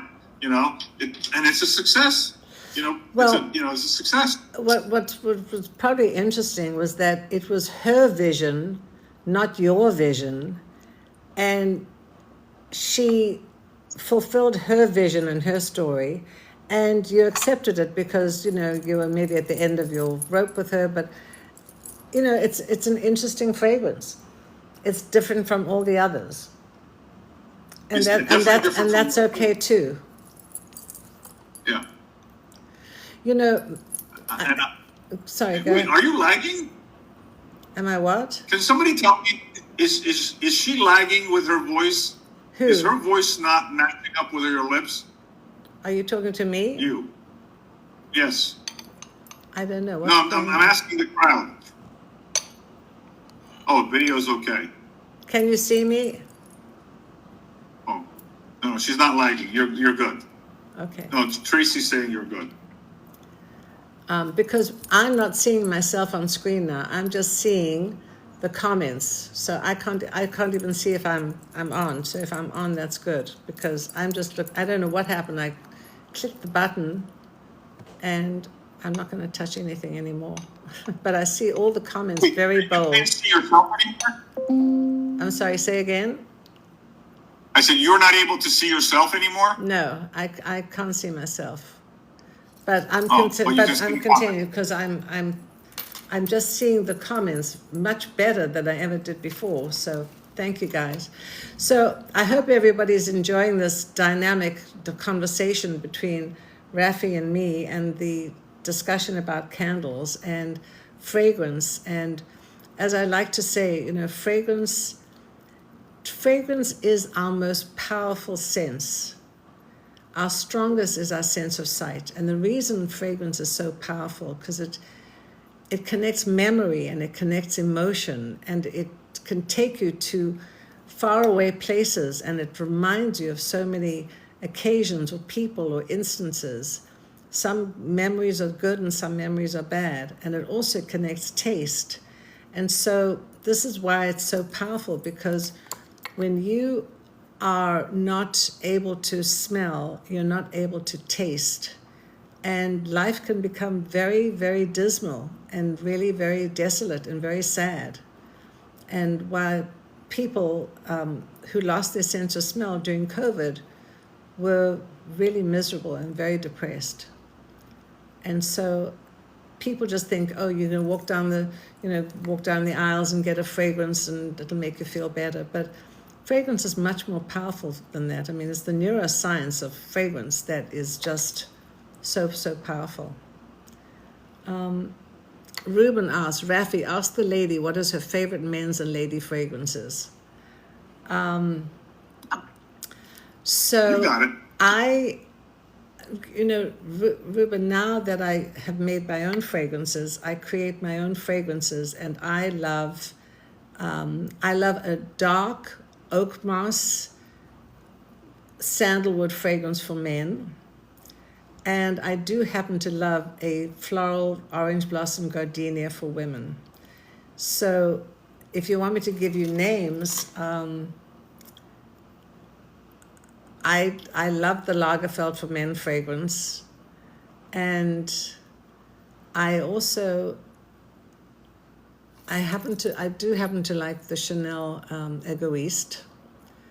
And I happen to some of the newer perfumes I don't love as much, because they're very, very heavy in the oud, and I find that sometimes oud gives the original one, the Lagerfeld for Men, Ruben, the original one, and it was designed a long time and developed a long time ago.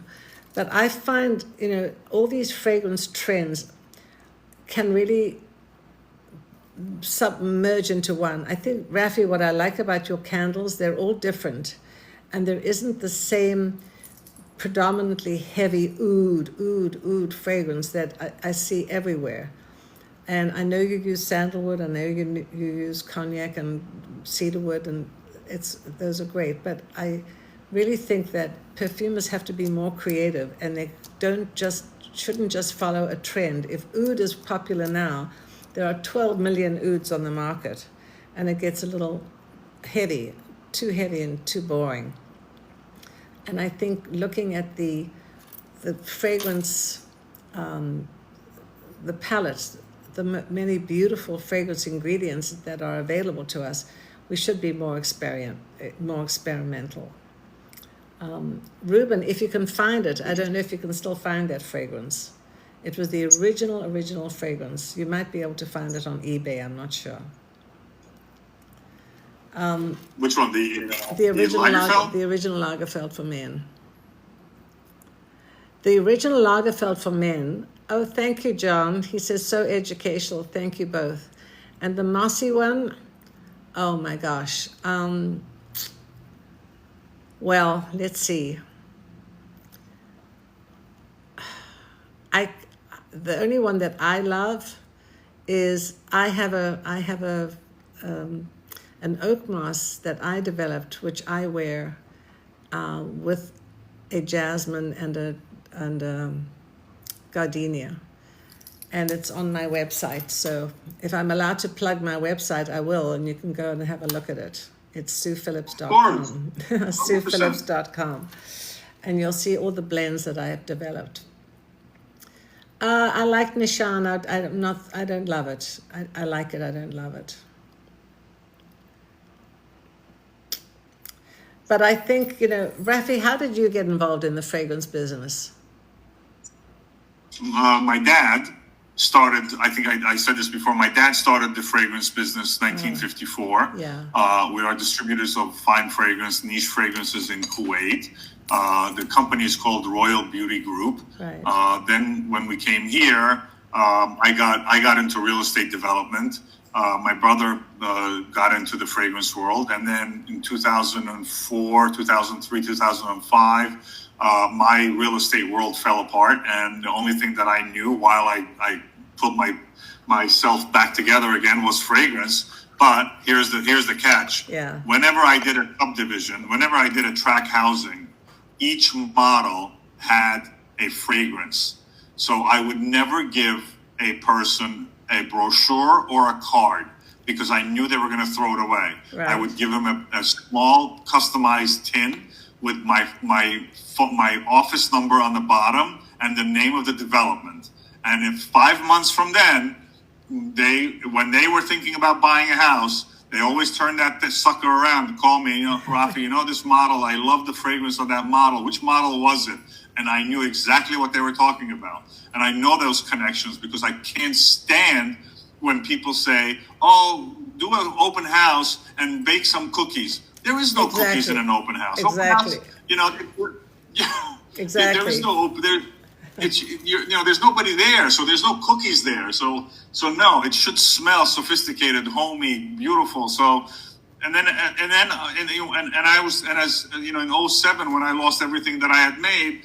What happened was I was a mixologist. I was just playing around with a lot of fragrance, and then I said to myself in 2011, I think I can sell a lot of candles to TJ Maxx and Home Goods and Marshalls.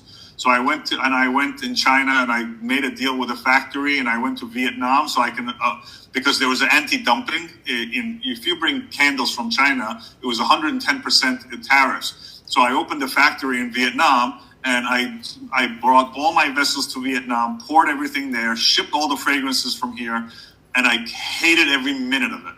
So and I hated in 2019. 9 containers TJ Maxx didn't take from me. Oh my God. All holiday stuff. So ultimately I told them to F off, and I started what I like now, which is doing things that I like. But if you look at the Home Goods, their decorative candle category is something I started for them. Amazing. So that's fantastic. So that's how I got into it, to tell you the truth. But I'm very good at building, meaning I can look at a factory and I can understand what their capabilities are and reverse engineer a design into their capabilities. And that's a huge skill. That's a great skill set. I can't wait to meet you in New York when I come to New York and talk about so many different things, and also meet you in person and then create a fragrance for everybody as well. We're going to do that on the last episode. Yeah. Somebody asked me, what was the question somebody asked me for me? Which is my favorite commodity? Does anyone know commodity milk? Of course, that's my brother, Commodity Milk. My commodity is my brother, guys. commodity fragrance is my brother. Milk is the most successful one. And then he has the one with what's her name? He's now launching. I'll buy also Lagerfeld. So yeah, that's all in the family. And if anybody else knows commodity is juice, my favorite commodity is juice. Listen, commodity has great fragrances, great perfumers. They work with Robertet, I think. I think they work with Robertet. If I'm not mistaken, I don't know. But also, there's another in the family. We have the Rigaud, my sister. Rigaud is Rigaud, that French it's a brand. fabulous, wonderful. I mean, the green Rigaud, the original green Rigaud, was one of my favorites. The Cypre. I love that one. Cypre, yeah, the Cypre. Yeah. The Cypre is 80%. You know, it's like Creed. Creed, 80% of their revenue comes from Aventus. Exactly. Well, look what happened with Angel. I mean, there was one Angel, the original Angel, and then they had all these, flankers. Angel Light, Angel Dark, Angel this, and then all the different flankers. And the original Angel was the one that really stays with you for, some of the other ones might be nice, but the original one was the best. And sometimes, let the original one stay and let it be an iconic masterpiece and then come up with other ones, but don't just dilute the original one with all these flankers, because it's a shame. I mean, that Angel fragrance was just one of the food. Yes, it was. Tracy, one of the first food notes. Do you know? I think I told you this the last one or two of the last time. The Angel was actually created with Terry Mugler. It was all reminiscent by the memory that he had with his grandmother or his aunt, who took him to the fairground, and he was a young boy. And she let him have ice cream and cotton candy and caramel apples. And he always remembered those wonderful food notes and the wonderful feeling and the memory that he had with his, I think, grandmother. And when it came time for him to design a fragrance, he wanted to incorporate all those food notes into the fragrance. It was the first gourmand fragrance. And it was very surprising because in 1990, everything was had come off the heavy 80s with the big Giorgio Beverly Hills, and then it went totally reversed to the Issey Miyake, and then Angel came up as a totally new direction as a gourmand fragrance and was incredibly successful. And they also did dramming, where they were able to take your bottle, your beautiful star-shaped bottle, and dram it at the counter. So there was a lot of innovation that happened. Well, can I add something? Yeah. I think one of the things that I think it's important to realize, we are all saying it was highly successful. It was highly successful after 15 years of launch and nearly bankrupting him. That's true too. Okay, so it's not.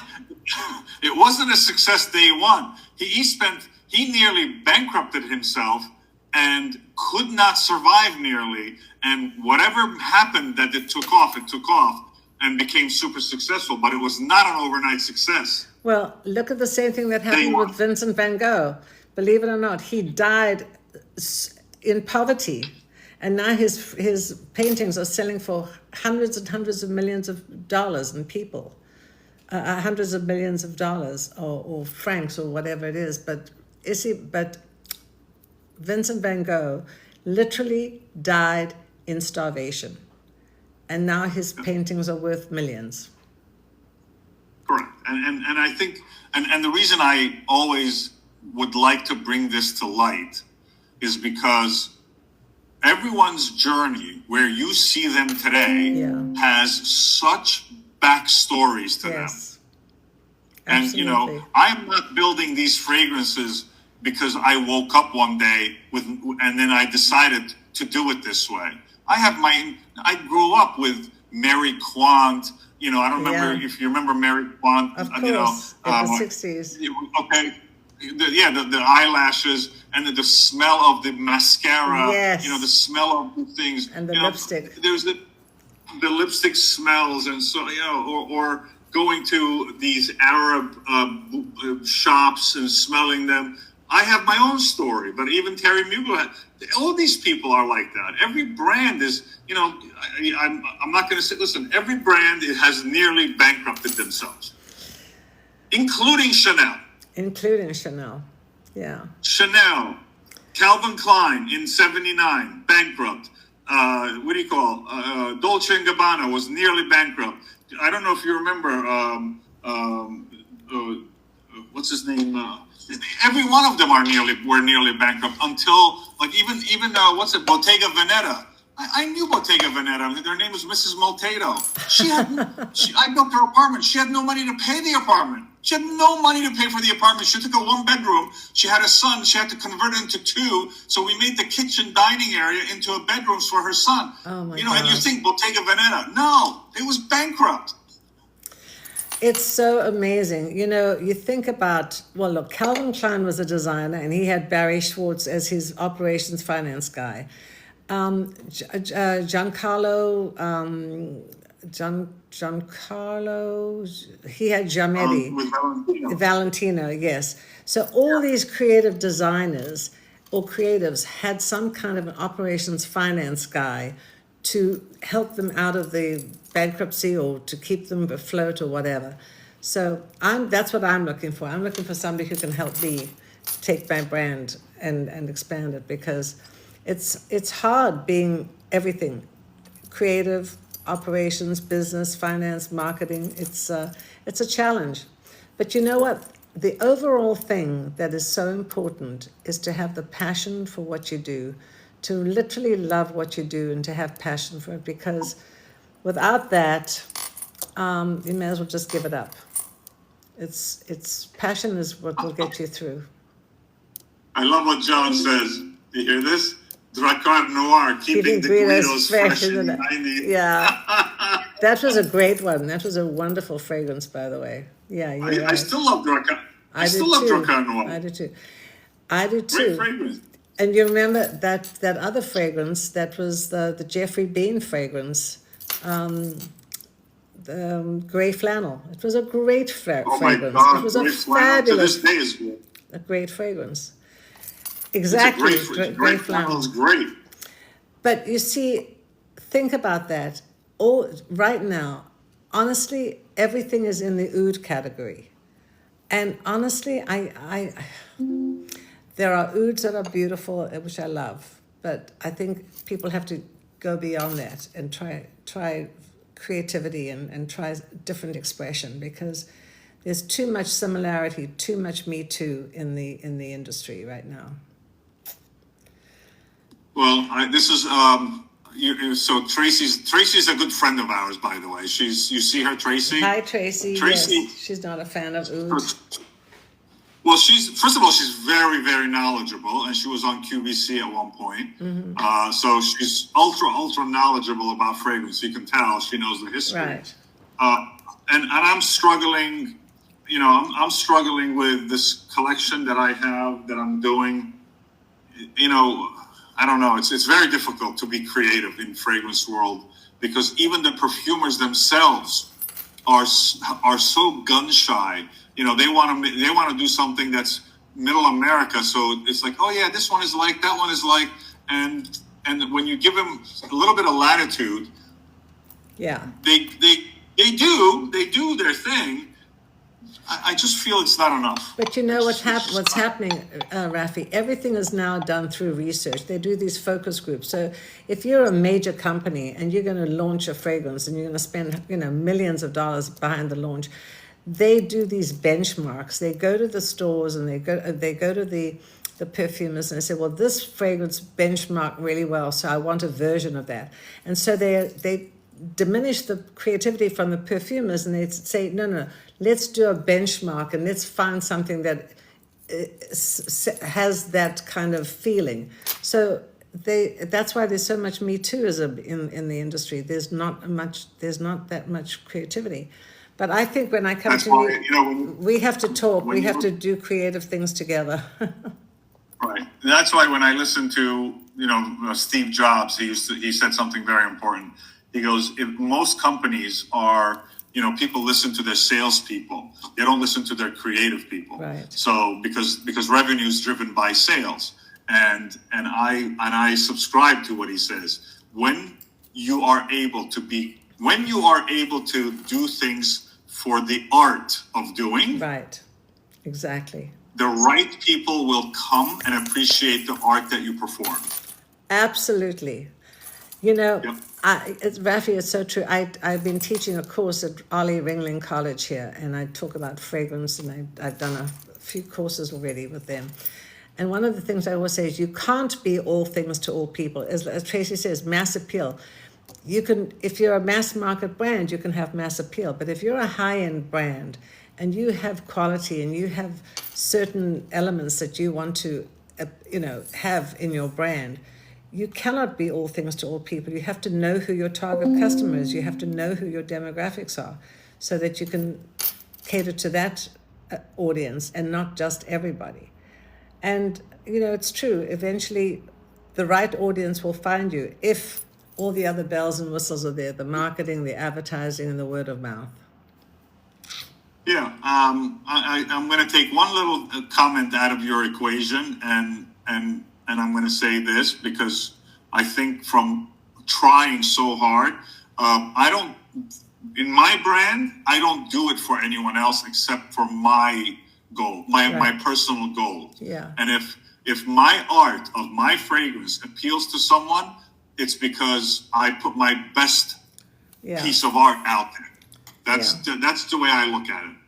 And so I don't have a demographic. My demographic is created by the art of the fragrance. The demographic the demographic gets built around the fragrance itself. The demographic is not a target. It's a result of the fragrance. I do agree with you, but and I also think it's the story, it's your story. All these stories that you've written and you've sent to me today about your candles. I mean, they're wonderful stories, and they're your stories, and you were inspired by your memories, by your history, by the people you met, or by the places that you were at, and you're creating those candles for an audience who appreciates your creativity and your art. And yes, that's what it's about, right? Yes, yeah. And I think everyone should do it that way. Yeah. No matter if you're crocheting or if you're an accountant, if whatever you're doing, do exactly what you think is your best output, right? And the clientele will appear. Yeah, it's very true. Very, very true. All right. What time is it? It's time to wrap up. It's time to wrap up. Well, this was really wonderful. Everybody, I have to tell you, I really enjoyed trying and evaluating these lovely candles. My home is going to smell wonderful for the rest of the century. That's true. You have a lot of candles there now. A lot of candles. But thank you, Rafi, and thank you for trusting me to give you my opinion, my honest opinion about them. And I will tell you that I think they're all really, they all have a story, they all have a signature, if you will. And I really love the story behind them. And all of the fragrances have quality to them. I'm not selling your candles now, I'm just telling you what I feel. There's a quality to them which I really like, and the lovely quality ingredients. Thank you. You're welcome. And then we're going to announce what we're going to do next week. You guys have to tune in. You guys have to, first of all, you got to follow me and you got to follow Sue so you can stay in the know, and then put your notifications on so that when we come on, at least it says, oh, we're inviting you. There's a notification on your TikTok that prompts you to join us when we're ready, when we're on. So I suggest you put that on if you want to join us. Of course, we want to see you. Yeah. Other than that, and if you wanted to follow me, my TikTok is at Sue Phillips Fragrances, so you can find me on the internet there. All right. Any other questions before we go? Believe it or not, I have a 10 o'clock meeting tonight. Unbelievable. I believe it. I believe it. No, you know what it is? We're making the tin housing for the candles are not made in the U.S. They're made in China. So This still, I try to 99% of my stuff. I try to make it here in the U.S., Yeah. but I can't find. The know-how isn't there. So we're trying to make what we can in Right. a high quality. So I always put these people on with a conference call so they know what they're dealing with. So 10 o'clock is our QC meeting tonight. So. Well, I just want to say thank you, Tracy, for saying thank you to me, and it was lovely. Thank you for getting your comments, and for everybody who joined us and who made comments. And thank you for coming on. And and Rafi, thank you always for welcoming me. I really appreciate it. My pleasure. All right. Have a great night. Thank you. Take care. You too. All right. So. I'll dog off. Bye, everybody. Have a great week. Bye.